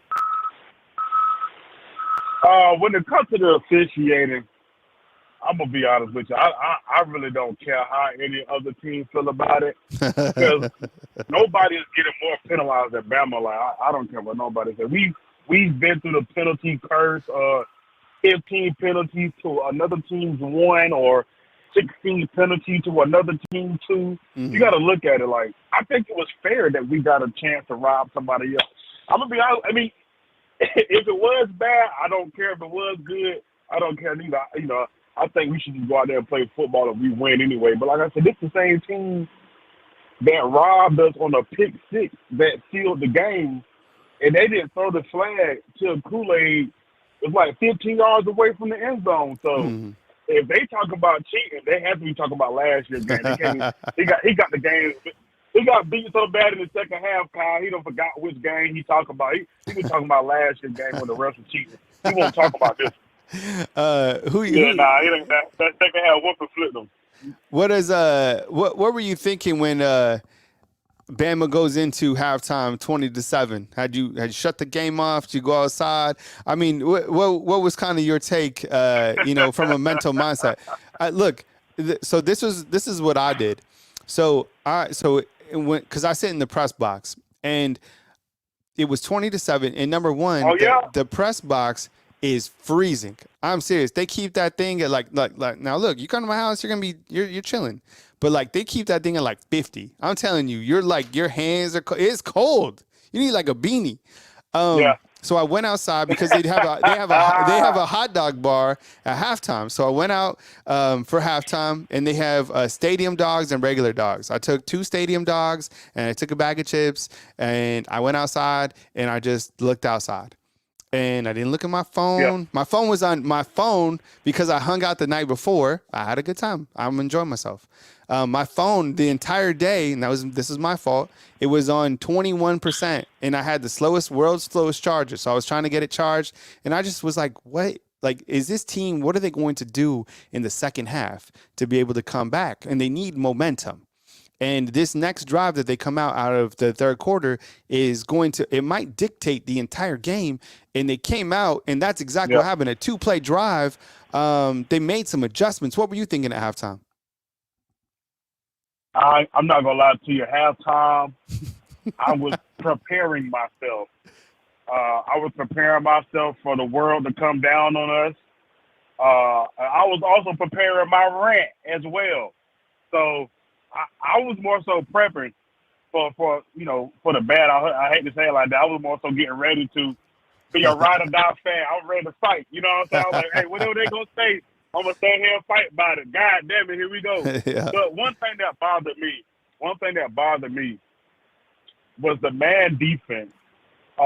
We all know Saban will run man because we have the corners to do it, right? Yep. But ever since Dabo showed how to exploit our man system with Deshaun Watson, everybody has run the same concept. Hit Bama with the wheel right to the back because you have a high chance of getting Dallas Turner or Braswell on them. When we get to the goal line, run a bunch rub concept. Same thing Jaden Daniels did to us last year. Same thing Milton did to us with the tight end when we had downs on them. So what frustrated me for real is me like, here goes Saban being an 80-year-old gonna run that granddaddy man defense all night. And we all know there's a system on tape how to beat it. Like I said, you can thank Dabo Swinney and Deshaun Watson for being the first people to put that on tape without having a true mobile quarterback. You know, that true mobile quarterback started with Ole Miss. Oh no, I'm lying. South Carolina, Yeah, 2010. yep. But once we got out of that and we started running a lot more zone and stuff like that, I was okay. But like I said, it was more so that man kind of worried me. Midseason game balls. We're talking could be offense, defense. Who's getting a midseason game ball from you? I got two. Okay. I don't think it's fair. And the reason I have two, because I think these guys have put some concreteness into where we were soft at, and I think they are also superstars. So I'm going to go with, on the offensive side, the mid-season guy will have to be Jaden Roberts. Wow. It's a small hero. And I think I said this before on your channel. People say the O-line hasn't been good. I mean, it hasn't been what we're used to. We're running with an oversized baby at left tackle who I think is starting to find his footing, right? But one thing I've said about the O-line is there's a difference between a pass rush coming from the edge and having the interior pass rush. If our interior was just as vulnerable as our outside guys were, we'll be 3-4 right now. We all know there's no pass game with an interior pass rush. You know what I'm saying? But when you have interior pass rush from the edge, you can step up behind Booker. You can step up behind Roberts and complete that ball to Bond, complete that ball to Burton. But when you have that rush up the middle, that's the game. So the fact we was able to get a solid piece to our inside pass rush, I think that's going to save our season on offense. I'm going to go to the defense side now and say my mid-season guy will have to be Jahad Campbell. I've always been the guy that, for me, I'm a brotherhood guy. I grew up, it was 100 kids in my neighborhood. So I'm big on loyalty. No one can come and outshine any one of my brothers, right? So I'm big on when Saban bring in these junior college guys or these junior transfer guys, and they get to start over someone who was scouted by Bama, given a scholarship by Bama, and has a natural athletic ability to be able to come to Bama. So I'm going to say Jahad Campbell because Tresma Marshall, he's cool, and I think he's mature as far as the system we run coming from UGA, a similar system, right? But he's not built as giftedly as Campbell is. If what's his name? If Tresma Marshall, if he guesses the wrong gap, the play goes to 13. You know what I'm saying? He can't hawk nobody down from sideline to sideline, right? But Campbell looked like Rashad Evans Saturday. Man, and I'm gonna tell you the play that locked it in for me with Campbell. It was 3rd and 20. It was a 3rd and 20, and Campbell he opened up and cut off the deep crossing route. Came off the deep crossing route and made the tackle 5 yards short of the first down. I said, God damn, where he been? Like, come on now, come on. He cut off the crossing route that went to the middle of the field for about 15 yards, came off there and made a sideline tackle 3 yards before the first down. I'm sitting here like, man, this is that typical Saban. That typical Saban playing time bullshit he get on, but I'm going to give it to Campbell, man. I think Campbell gives us some electricity that we've been missing on defense. A lot of people say, well, the defense is good. I say the defense is good because of who's coaching it. The defense is good because of Travaris Robinson, Steele, and Saban are all a three-headed monster on this. So you can tell it's good as far as player placement. But I think the electricity was taken up a notch with Campbell. Next, we got early. I love to take on Campbell. I mean, the guy is he plays opportunistic. He has a good sense of like where the football needs to be as an inside linebacker, and I love the fact that like he's not like listed as a starter. It's a perfect example. It's like why depth charts are so ridiculous is because it like you can't account for like a simple depth chart or a starting 11 for like a team like Bama or like a team like in the NFL. Like there's more than one starter based off packages, formations, whatever it is. I mean, Jahad Campbell's an absolute baller. Great story this year. Okay, early outlook on Bama LSU. I would assume that it's at 7 p.m. CBS has a doubleheader. Georgia's also playing at that time. But what's your early assessment of Bama and LSU? I want to address something you said about the depth chart at Bama. The depth chart at Bama, to me, has been the weirdest thing the past 4 seasons. I would say, about 4 football seasons. So the end of the 2020 season, playing time at Bama has been real crazy. And I'm going to give you an example. What is Ja'Cory Brooks doing on kickoff return? Nothing about that says an 80-yard return is in the waiting. I'm gonna even say something else. Kendrick Law being on kickoff. Nothing about Kendrick Law being on kickoff is going to give you an 80-yard return. And like I said, I see like with Bama, Saban likes to give his guys a starting their best shot to make it to the league. I feel it's a seniority, opportunity-based playing time because at Bama the talent is so close together. So at Bama it's like either you're a Bama guy and then there's superstars. So are you good enough to come here, which is obvious, but then it's like, are you good enough to be a first-round guy? And I think a lot of those first-round guys suffer on the depth chart if he can cap you, like if he can hold you and hide you, he's not going to play. So like I said, just with what's his name, Ja'Cory Brooks and Kendrick Law being on kickoff, that doesn't make sense to me. That looked like a playing time cap for how he allowed. Well, I don't say allowed because those guys are good, but how Bond and Prentice that came in and took playing time for those guys. It looks like it's an obligation to put Kendrick Law somewhere or put Ja'Cory Brooks somewhere. And like I said, where you currently have them, they're not going to be as effective there as who we have on the roster. So my outlook on LSU, big dog, from this last game, I have no more worries about this team.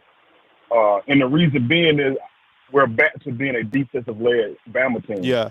And the offense is back to being whatever it takes to win, we're going to do it. I see a lot of people complaining about Tommy Rees.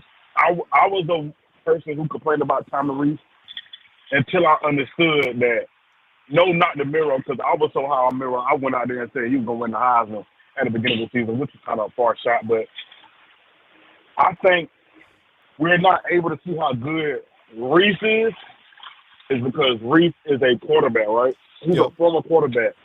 So what he's looking at on the field, Miro isn't able to see it at this point of his career. I think if Miro had better pass progression reads and post-snap reads, we would see that Tommy Rees is a badass. If you look at some of the plays he called, Miro just don't have the mechanics to get it there yet. You know what I'm saying? Like, a lot of people say, why don't we run the RPO? And I answer it smooth as day. Which quarterbacks did we have running the RPO? You're going to say Tua, you're going to say Bryce, and you're going to say Blake Sims. So if you name 3 guys, then there's no need for you to be asking why we're not running the RPO system. That's why we're not running the RPO system. You don't have a Tua with a quick trigger to throw it. You don't have Matt Jones and Bryce Young with quick triggers to run those systems. You get what I'm saying? So Tommy Rees is doing the best he can do with a quarterback that can't dink and dunk. You know what I'm saying? Miro can't throw the screen route quick enough. You get what I'm saying? Like, and I don't think he lacks the ability. Matter of fact, if you could throw at 80, you could definitely throw at 5. It's just with him and Milton, they don't have enough confidence in letting that thing go as hard as they're going to let it go. You know what I'm saying? So if you could throw an 80, guess how hard you're going to throw a 5-yard pass. You know what I'm saying? So once Miro gets his confidence together, And I don't think it's nervousness. I just think it's confidence and repetition of doing it in the game. We're going to see Reese and this offense take off. We kind of got off a little bit, so I have to move to my next caller. But before I do, I wanted to ask you about the college football playoff rankings. So Bama's 9, back in the top 10. There's a couple of teams that are ahead of them. I don't necessarily feel that those teams are better, but style points, and those teams haven't lost. Washington is one of them. Florida State is one of them. What's kind of your assessment of that college football top 10? I mean, Michigan, we looked at their schedule last night. They haven't played anybody. Now, they've taken care of business, and they've beaten everybody handedly, and they have the style points, but they still got to play Penn State, and they still got to play Ohio State. What's kind of your assessment of that college football top 10? My college football top 10 assessment is this. We have the strength of schedule that's going to outweigh everybody else's. I also think the difference for the type of team we have, uncertainty on offense with a lot of willpower and a Bama defensive-led team, I think the disrespect in the rankings is everything we need. I don't think this team is mature enough to be placed at number 1 and go out there and whoop ass. I don't think this team is mature enough in their system to get the respect we're hoping they should get from everyone and go whoop. So for me, Bama being at 9 is perfect. Because like I said, you can tell this team and this era of generation of kids love being disrespected, and they love to show up on the account of you disrespecting me, downing me. That's how Lane came about, right? The whole slogan of Lane, that came about from being doubted. So I like that we're 9. Bama has to accept that nobody wants to keep giving us a shot to be redundant and keep winning, right? So we have to fight that. But, I like it. Our strength of schedule is going to take care of itself. We're going to be the only team that beat the number 1 team. I'm just speaking to where if we make it. I got you. Yep, I got you. Yeah, we the only people that beat number 1. We beat Tennessee. We're going to have to beat LSU. Everything would take care of itself. So I like that they're keeping us on the back end because we got Coach Saban. So who wants to be disrespected and have Coach Saban? Like the best recipe, right? Yeah. All right, man. I gotta split to my next call, but please call again. I enjoyed rapping with you, man. Good context and like some of your takes, man. So please call again next time. All right, good. Appreciate it. All right, see you. All right. Remember, I'm going to be available. If I don't get to you guys today, I will get to you guys tomorrow. I'll be live all this week at 9 a.m. Central Time, so you guys can call in and chat with me. I appreciate you guys joining me this morning. Kyle Henderson and Bama Football on YouTube. At the end of this video, you guys will see me do a live take of my game balls, and I'm going to give those game balls out, and then I'm going to recut that video and air it later on, probably like at 12 or 1 p.m. today. And you can see that video take place live. So I appreciate you guys joining me. I'm going to try to do it in one take if I can. I got the stats up. I might have to do some editing, but you guys can rock with me on that. We'll take a couple more calls while we get to that 11 o'clock midday hour, and we'll do it with a 334. Let's do it right now. Hey, thanks for being patient. You're on the line with Kyle Henderson. Who am I on the line with, and where are you calling in from? Man, this coach from Khalil. Hey, what's up, Coach? I appreciate you calling in. What's up, Daniel? How you doing today, man? Doing good, man. I missed you yesterday, man. I listened to the show about 10. Get on. Had baby asleep. It's all good, man. Welcome to the show. We were talking about the officiating in that game. What was your assessment? It's a little bit loud in the background, Coach. I know it is. I mean, but my take on the officiating, it was good. I mean, every game, somebody going to fuss about the officiating. Somebody's going to fuss. So you never know if it's going to be your team they're going to fuss about or the opposite team. I thought the officiating was good. I saw a punch that was strong. As the official myself, I officiate basketball myself. To me, he was going for the script or the knock of the ball. I don't really think he was trying to punch. Williams in the head. I really, he was not trying to do that. All right. And the referee looked at that and like, he was trying to go off the football. He just, when Williams ducked down, it just looked like he was punching him toward the head, but he wasn't trying to punch him in the head. All right, I like He that. wasn't doing that. I like that take. Then that's good. What's crazy, Coach, is Bama had just one penalty. I mean, and I'm not saying that was good or bad. I'm just saying that that's an amazing statistic from that game. Absolutely, man. I say it's about time. Like I told you, Alabama's like a box of chocolate. You know what you're gonna get. They cut the penalty down. Offense moved the ball well the times in the first half. Tennessee got good football players too. Tennessee got good football players. Everybody like, oh, Tennessee jumped out 13, and 27. I'm like, you don't think they got scholarship players or 4 or 5 star guys too? Alabama just didn't play their attention at the beginning of the game. But I still feel like they didn't play terrible in the first half. Tennessee came out with a team that you want to play when you're on the road. They was fired up. They was going no huddle. Alabama was kind of playing soft in the secondary. They was giving up the 8-9 yard out routes and hitches and stuff. So I was like, Bama got to change what they doing. Tennessee doing what they supposed to be doing. Then when Bama started cutting up their space, was bringing those corners up. Because Bama did a good job of stopping Tennessee run with the front 5. Coach, what about? I just, go ahead, Coach.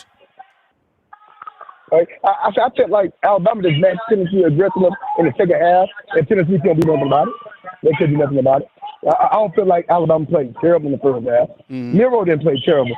I'm tired of seeing everybody keep saying he played terrible. I'm like, every time the interception in the end zone, that was not his fault. The ball hit the receiver right where he's supposed to catch the ball, man. That shoulder, he dropped the ball.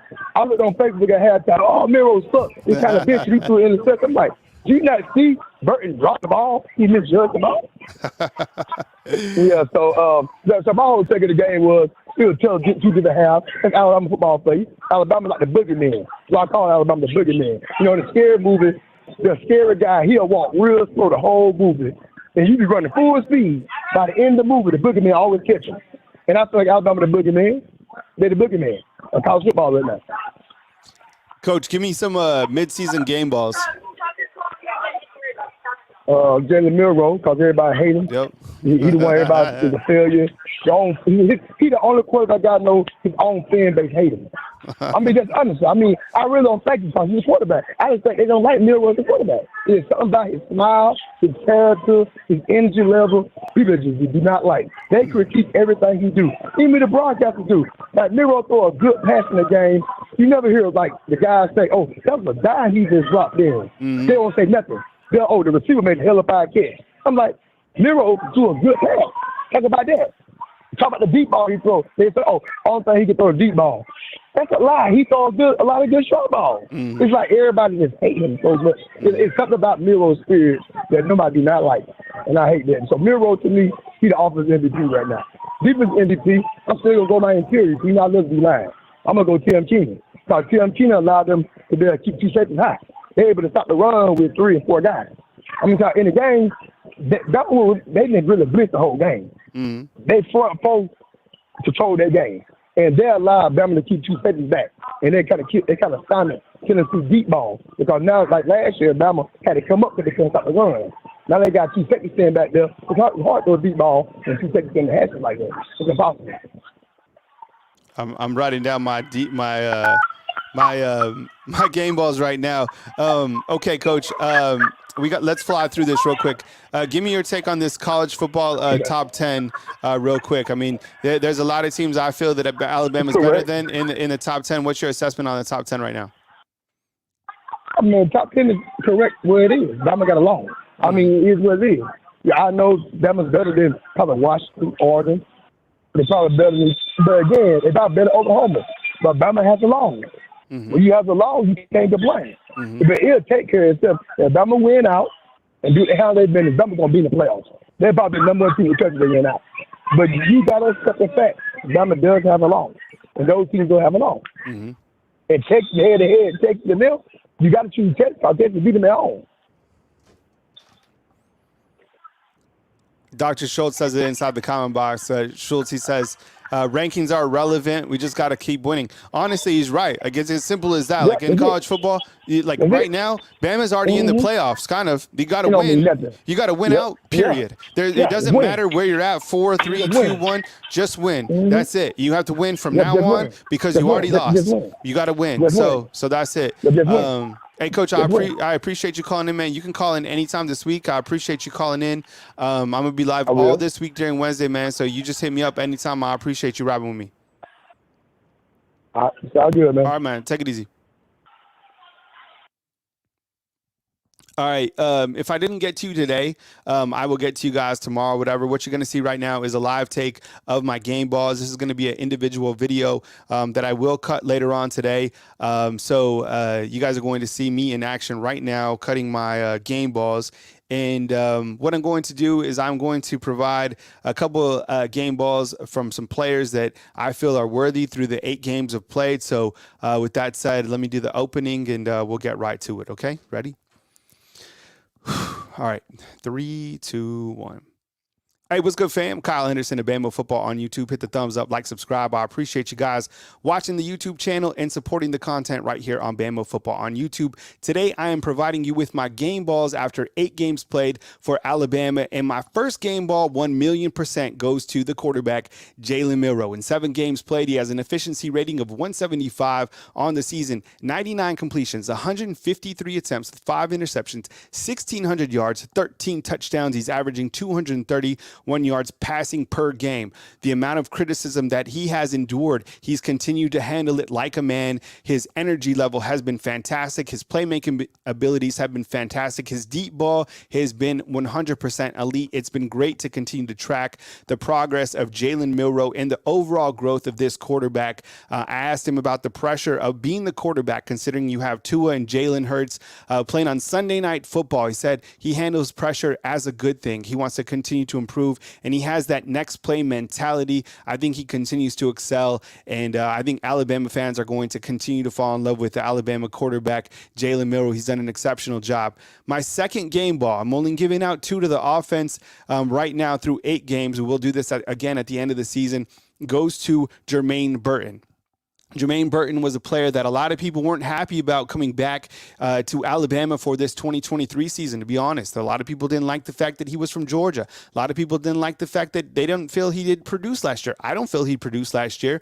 He did in the Sugar Bowl, but other than that, it wasn't the performance that we were looking for. This year, wide receiver number 1. He's a rideout. Welcome, Jermaine Burton. You are an absolute rideout, 1,000,000% on the season. 23 receptions, 508 yards, 5 touchdowns.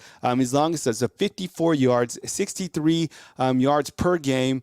He has played big. His average per catch is 22.1. He has that alpha dog mentality. A lot of people want to see that calm down, me included, but at the same time, he's playing at a high level. He's feeling himself. Can't take that away. The receiving room overall, they have been really performing really well. I mean, considering the fact that we were all kind of dogging on them in fall camp, that there was a lot of drops. This wide receiving team, as a unit, has done a really good job, but the game ball does go to Jermaine Burton. Let's go to the defensive side of the football. I'm going to be straight with you guys. I was thinking about, and I'm listing some players here that I'm going to talk about individually, but overall, I'm giving a game ball to the entire defense. The entire defense. I'm going to talk about some specific names, and if I don't mention the player, no disrespect to the players. I just think that the defense overall has been the backbone of the team, is the reason that this team has won 6 in a row, is 5-0 in SEC play, and has this team rolling. And really, the team is as good as this defense can be. And I've said it many times, if the offense ever catches up with the defense, this team is going to win a national title.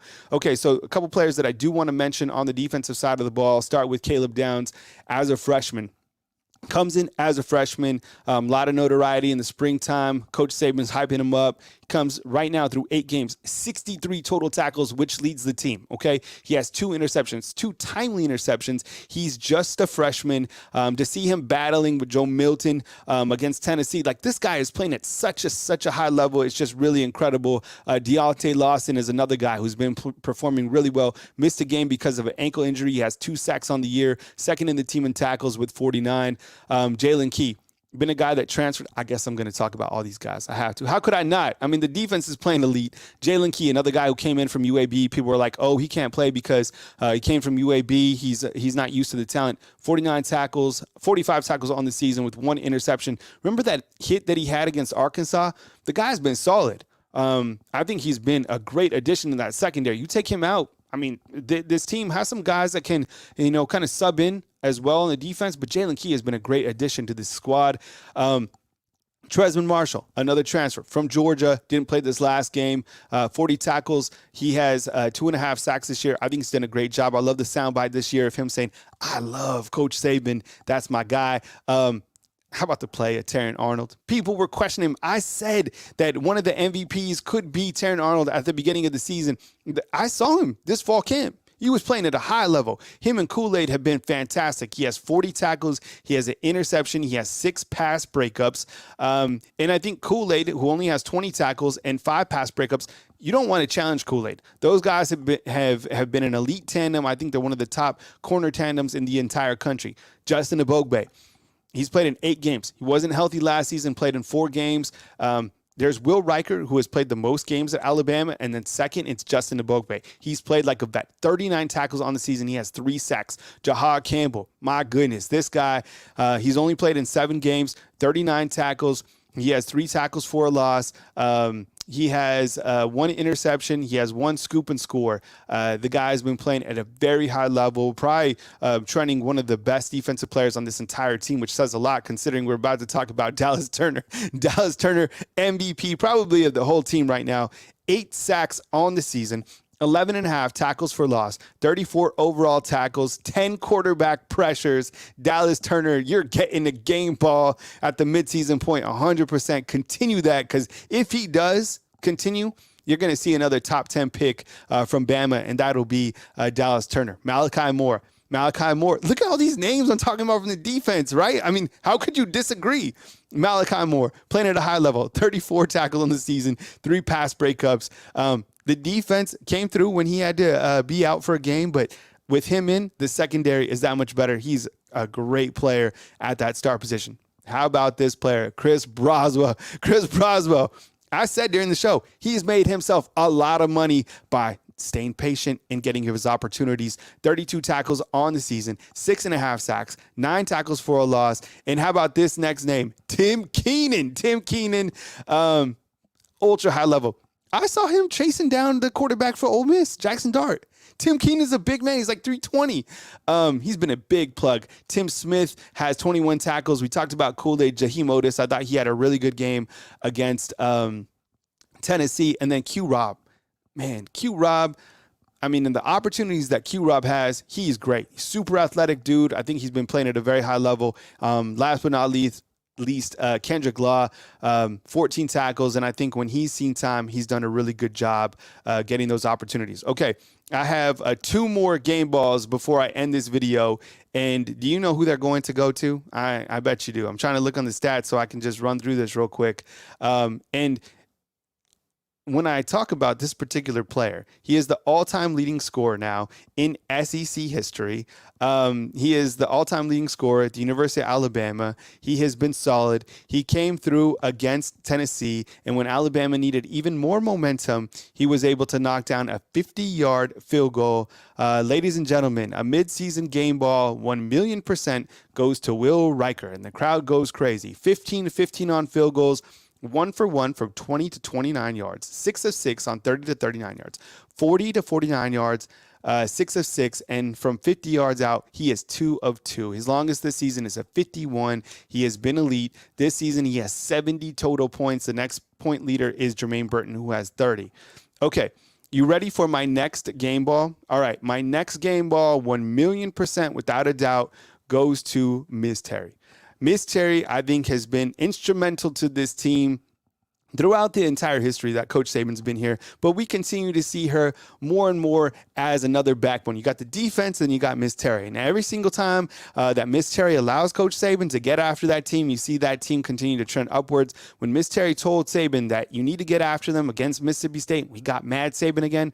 That was monumental. There's a great clip of her in I think it was her daughter, Kristen Saban, who posted it, of her singing Dixieland Delight. That type of energy resonates to the fan. Plus, she's done such a great job giving back to this community of Tuscaloosa, Alabama. My name is Kyle Henderson of Bama Football on YouTube. Hit the thumbs up, like, subscribe. I want to get your game balls inside the comment box, so definitely drop those to you. We got Nick Saban on Wednesday during the SEC teleconference, and all this week you can catch me live on Bama Football on YouTube at 9 a.m. Central Time. Coming to you from beautiful Tuscaloosa, Alabama, Kyle Henderson of Bama Football on YouTube. All right, you guys saw a live take. How was that? Yeah, one take, man. We knocked it out. Crushed it. Hey, I appreciate you guys joining me today on the call-in show. I'm going to recut that and then upload it, but you guys got the sneak peek right here that you guys are here. So thank you very much. I had to give the entire defense a game ball, and if I didn't get your calls, I will get your calls tomorrow on Tuesday, October 24th. My name is Kyle Henderson of Bama Football on YouTube. Hit the thumbs up, like, subscribe. Thank you very much for being a fan funder. You can hit the fan funder join button. You can find it on mobile by going to the homepage. Same thing on your desktop. But thank you very much for sticking with me today. Like, subscribe, and I will catch you next time from beautiful Tuscaloosa, Alabama. Have a good rest of your day, fam. See ya.